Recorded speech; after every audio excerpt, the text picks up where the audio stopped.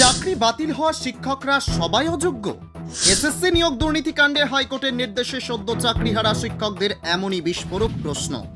গত সোমবার TV switch on করতেই কলকাতা হাইকোর্টের চাকরি বাতিলের খবর শুনে এক ধাক্কায় পা থেকে মাটি সরে যায় রাজ্যের 25,000-এর বেশি শিক্ষকদের।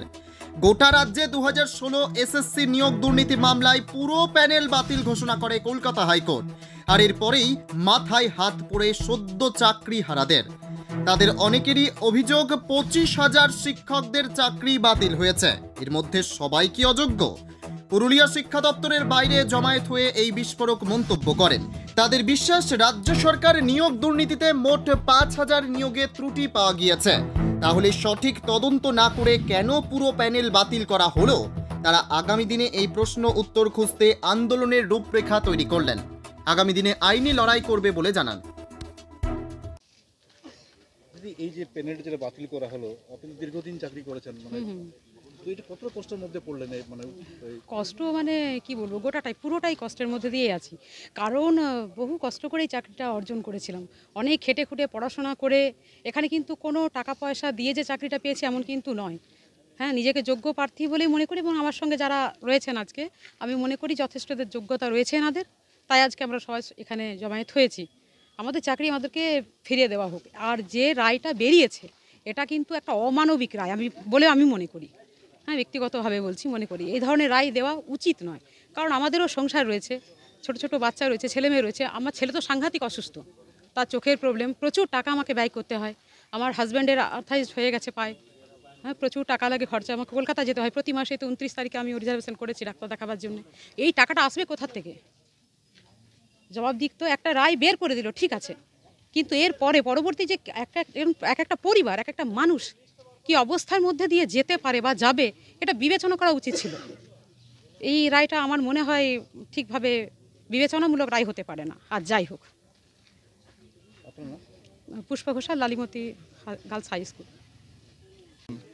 এই যে প্যানেলটা যেটা বাতিল হলো, এইটা প্যানেলটা কি বলুন বিষয়টা নিয়ে? আপনি তো একজন শিক্ষক। হ্যাঁ, কি বলুন বিষয়টা নিয়ে? বিষয়টা হচ্ছে, দেখুন, এখানে যোগ্য, এই যে প্যানেলটা বাতিল হয়েছে সেখানে আমরা যোগ্যও আছি এবং অযোগ্য আছি, প্রত্যেকেই জানে সেটা।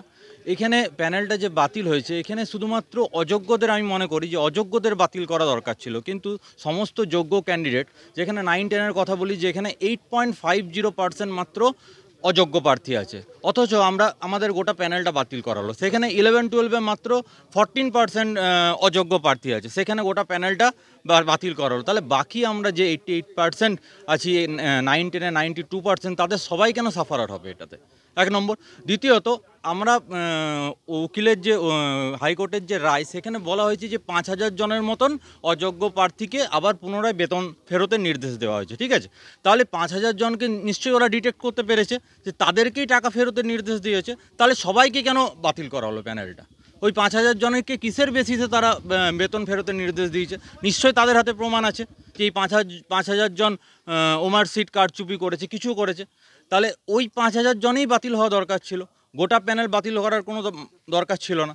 তাহলে আমাদের বক্তব্য যে আমরা যোগ্য, খেটে পড়াশোনা করে যারা চাকরি পেয়েছি, 5 বছর চাকরি পড়ার পর এখন যদি আরও বলে যে চাকরি নেই হঠাৎ রাতারাতির মধ্যে, এটা তো একটা শিক্ষা ব্যবস্থাই তো এটা টলে যাওয়ার মতন।